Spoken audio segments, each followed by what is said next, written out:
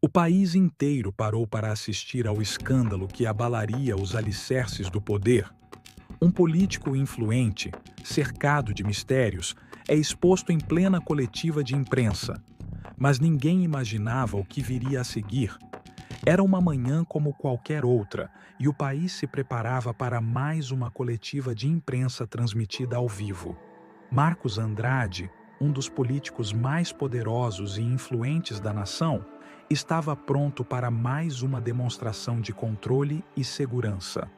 Conhecido por suas habilidades retóricas e sua presença imponente, ele dominava o cenário político há décadas. Ninguém se atrevia a desafiá-lo. Porém, naquele dia, o que deveria ser uma simples conferência se transformaria em um pesadelo público. O auditório estava lotado. Jornalistas e câmeras capturavam cada movimento de Andrade, sem saber que estavam prestes a presenciar um espetáculo de humilhação jamais visto. Marcos Andrade chegou ao topo através de uma carreira marcada por vitórias estrondosas. Desde o início de sua trajetória política, ele sabia como manipular a opinião pública e usar as conexões certas para ascender.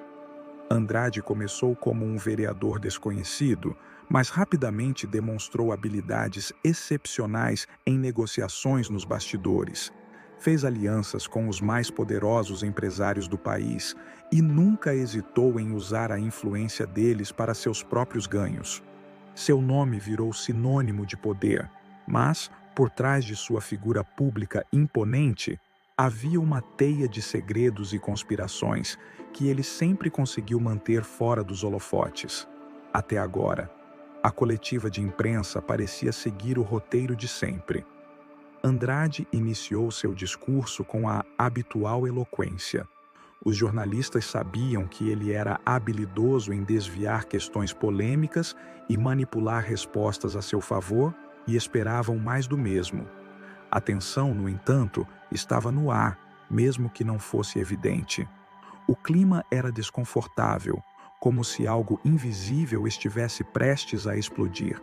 Andrade, sem perceber o que estava por vir, continuava a falar sobre seus feitos e a destacar os planos para os próximos anos de governo. Foi quando um jovem jornalista se levantou no meio da sala, interrompendo abruptamente o discurso. O jovem jornalista, de aparência modesta e voz firme, pediu a palavra.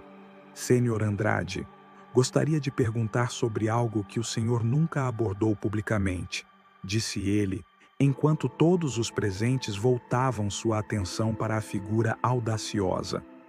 Andrade, surpreso com a interrupção, sorriu de maneira controlada e disse: Claro, jovem, qual é a sua pergunta? O jornalista então lançou a bomba. O que o senhor tem a dizer sobre as denúncias que envolvem seu nome em casos de corrupção e desvio de verbas públicas?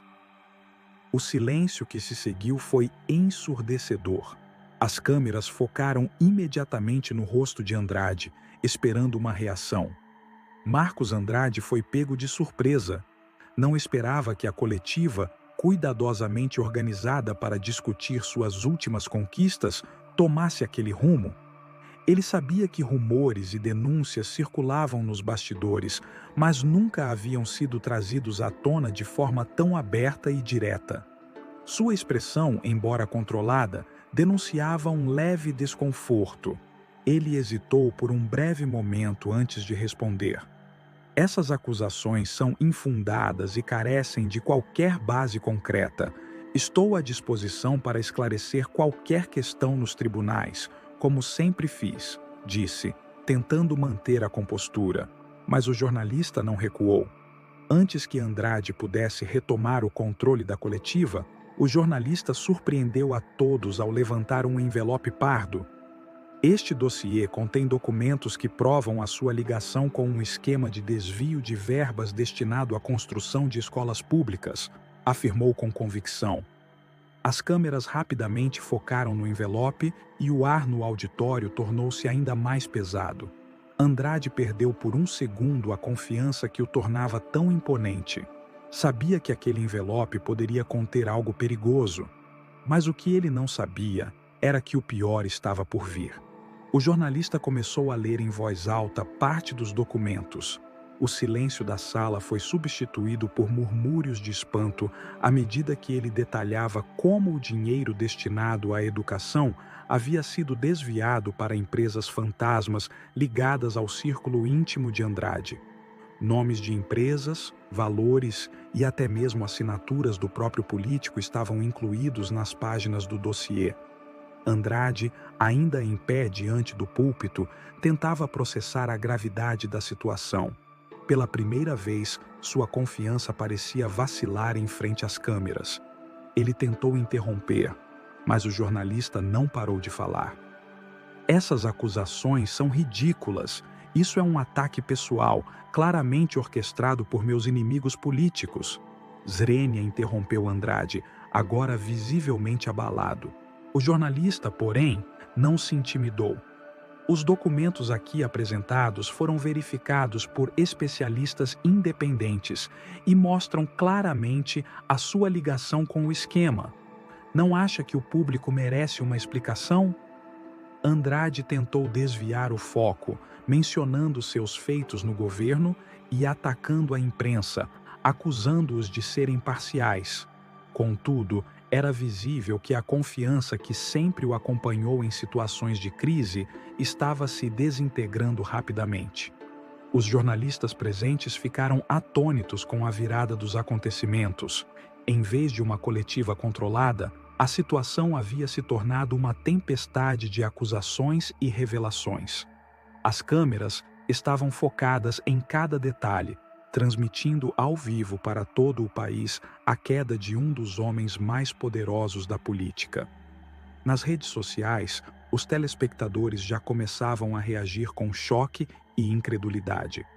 As hashtags relacionadas ao escândalo começaram a subir rapidamente nos trending topics, e memes e vídeos curtos da expressão de Andrade começaram a circular em tempo real. Enquanto o caos se desenrolava na coletiva, longe dali, a família de Marcos Andrade assistia a tudo pela televisão. Sua esposa, Clara, estava em choque, sem conseguir acreditar no que estava vendo. Ela sempre soubera que o marido tinha inimigos, mas nunca pensara que ele estivesse envolvido em algo tão sujo. Seus filhos, que também acompanhavam tudo de casa, começaram a receber mensagens e ligações de amigos e conhecidos, todos incrédulos com o que estava acontecendo. A pressão sobre a família de Andrade só estava começando. Com o escândalo tomando conta das manchetes, os opositores políticos de Andrade não perderam tempo para explorar a situação. Em questão de horas, as redes sociais se encheram de postagens de líderes da oposição exigindo sua renúncia imediata. Em uma coletiva improvisada, um rival político afirmou: "O povo não pode mais confiar em um homem que se enriqueceu às custas da educação das nossas crianças." Os aliados de Andrade, que costumavam defendê-lo com fervor, começaram a se afastar, percebendo que a maré tinha mudado. O ambiente político estava se tornando uma arena de caça às bruxas, e Andrade estava no centro dela. Com o escândalo se desenrolando, a assessoria de imprensa de Andrade entrou em ação. Eles prepararam uma declaração oficial, tentando minimizar os danos. A nota afirmava que as acusações eram infundadas e que uma investigação independente seria solicitada para apurar a veracidade dos documentos. Porém, muitos perceberam que isso parecia uma tentativa desesperada de abafar o escândalo. A comunicação falha da assessoria só alimentava ainda mais a desconfiança do público. Cada novo detalhe que surgia nas mídias sociais parecia aprofundar o buraco em que Andrade estava se metendo. Enquanto o público absorvia a magnitude do escândalo, o jornalista que havia feito a pergunta se preparava para revelar ainda mais informações. Ele sabia que o dossiê era apenas a ponta do iceberg. Em sua redação, ele e sua equipe começaram a investigar mais a fundo, buscando documentos, testemunhas e provas que ligassem Andrade a outros esquemas. O que eles descobriram foi chocante e mostrava que Andrade não era apenas um político corrupto, mas um manipulador que havia usado o sistema em benefício próprio por anos. Com a velocidade das informações na internet, o caso se tornou um fenômeno viral. A hashtag número Andrade Caído ganhou força e milhares de usuários começaram a compartilhar suas opiniões, memes e teorias. Vídeos de Andrade na coletiva foram editados em clipes curtos e humorísticos, fazendo sua imagem desmoronar ainda mais. A indignação popular crescia à medida que mais e mais pessoas se sentiam traídas por alguém que havia prometido lutar pelo bem do povo. O impacto nas redes sociais era inegável e a pressão sobre Andrade aumentava a cada minuto. A situação se complicou ainda mais quando um importante canal de televisão pediu uma entrevista exclusiva com Andrade. O político, ciente de que precisava recuperar sua imagem, aceitou, acreditando que poderia dar a volta por cima. Mas o entrevistador, um jornalista renomado conhecido por seu estilo incisivo, não tinha intenção de ser gentil.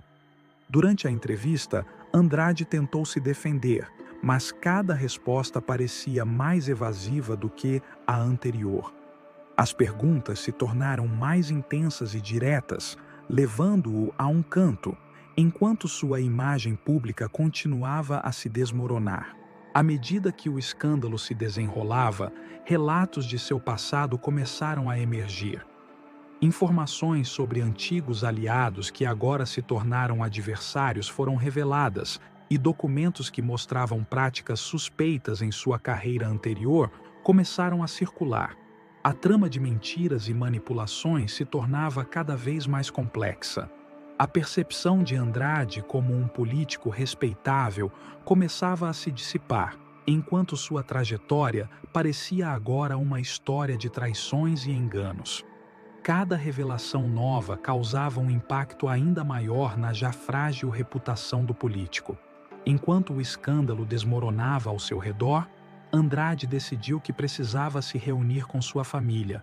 Ele convidou Clara e os filhos para um jantar, tentando manter a aparência de normalidade. No entanto, o clima estava tenso e cheio de incertezas. Clara, que sempre foi sua maior apoiadora, agora olhava para ele com desconfiança. Marcos, como você pôde deixar as coisas chegarem a esse ponto? Swingou perguntou, sua voz tremendo de preocupação. Andrade, ciente de que as coisas não iriam bem, tentou explicar, mas as palavras pareciam não ser suficientes para reparar a confiança quebrada. Enquanto sua vida se desmoronava, Andrade começou a refletir sobre suas decisões. Ele percebia que, por anos, havia sido movido pela ambição e pelo poder, sem se preocupar com as consequências de suas ações. Agora, as revelações estavam jogando sua vida e sua carreira em uma espiral sem controle.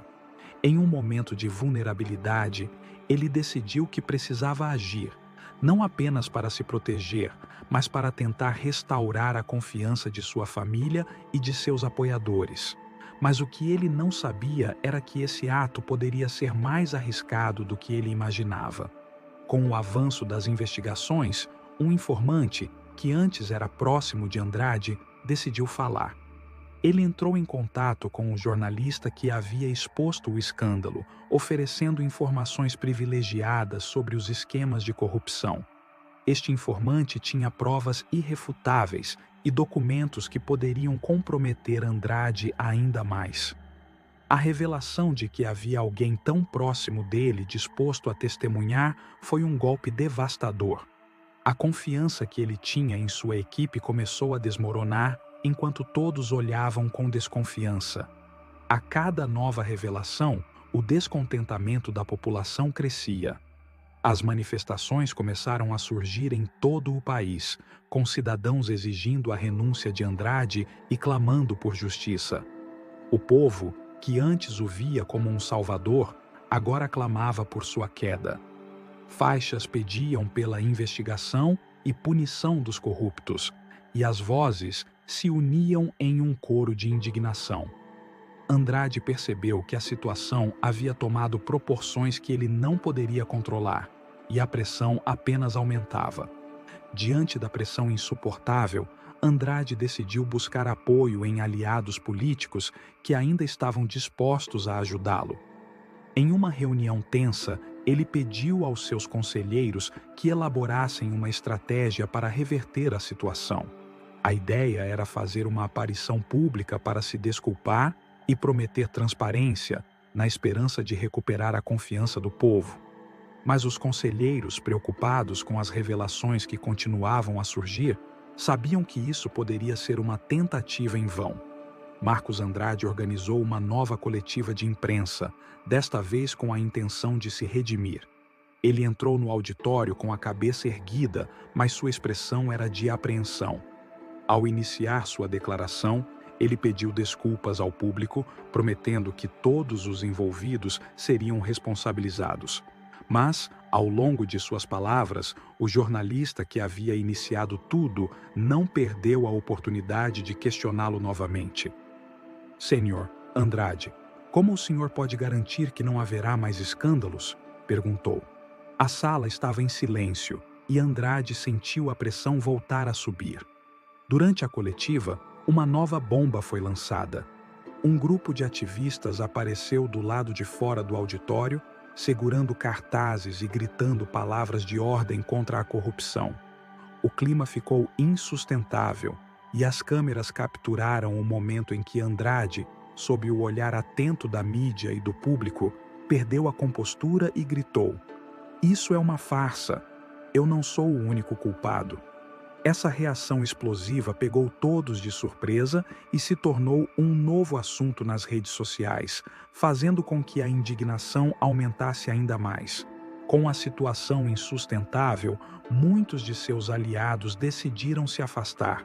O partido ao qual Andrade pertencia começou a se desmoronar e figuras importantes pediram sua renúncia.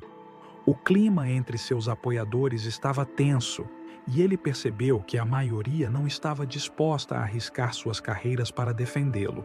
A saída de apoiadores se tornou um sinal claro de que sua base política estava em colapso. Em uma reunião de emergência, o partido decidiu que era hora de cortar laços e buscar uma nova liderança. Finalmente, a pressão se tornou insuportável. Em uma reunião de família, Clara, cansada da situação, confrontou Andrade. "Eu não posso viver assim. Você precisa escolher, ou a sua carreira ou nós." "Swing", disse ela, exausta. Essa conversa foi o ponto de ruptura que ele temia. O peso das escolhas que havia feito começou a se tornar insuportável. Ele percebeu que, em sua busca pelo poder, havia sacrificado o que realmente importava: sua família e sua integridade. Em um dia marcado pela turbulência, o Ministério Público anunciou oficialmente a abertura de investigações contra Andrade.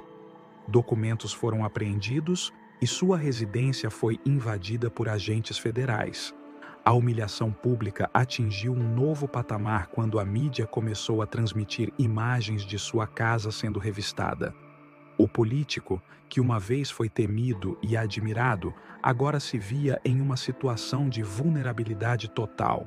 O país assistia, pasmo, à queda de um homem que parecia imbatível. Com as investigações em andamento, a situação se agravou. Andrade foi convocado a depor.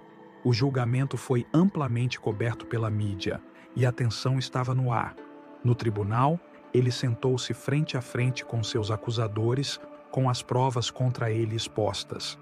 As palavras do promotor ecoavam na sala enquanto Andrade tentava defender sua inocência. Mas cada nova evidência apresentada parecia enterrá-lo mais fundo. A sala estava cheia de espectadores que assistiam à sua queda e a sensação de derrota era palpável. Enquanto o julgamento se desenrolava, Andrade começou a refletir sobre sua vida. Ele percebeu que havia trocado seus princípios por poder e ambição. Em um momento de sinceridade, ele olhou para seus filhos e para Clara na plateia e se deu conta de que havia perdido tudo. As lágrimas escorriam pelo seu rosto enquanto ele se perguntava como tinha deixado isso acontecer. O que era uma vida cheia de promessas agora era uma prisão construída por suas próprias mãos. Após semanas de tensão, o veredito finalmente foi anunciado. Andrade foi considerado culpado por corrupção e desvio de verbas. A sentença foi dura e sua humilhação foi completa quando ele foi levado sob custódia. A sociedade que um dia o venerou agora o via como um símbolo de traição. Sua queda não foi apenas uma perda de poder, mas uma devastação total de sua vida. Clara e seus filhos enfrentaram a realidade da sua ausência, sentindo o peso da vergonha que ele havia trazido para a família. Anos depois, a história de Marcos Andrade se tornou uma advertência para outros políticos. Seu nome se tornou sinônimo de corrupção e ambição desenfreada. O país se lembrou dele não como um líder, mas como um homem que perdeu tudo por causa de suas próprias escolhas. As cicatrizes que deixou na política foram profundas e o escândalo que ele provocou nunca seria esquecido. O que deveria ser um legado de poder e glória tornou-se um exemplo do que acontece quando a ética e a moralidade são abandonadas em nome do poder.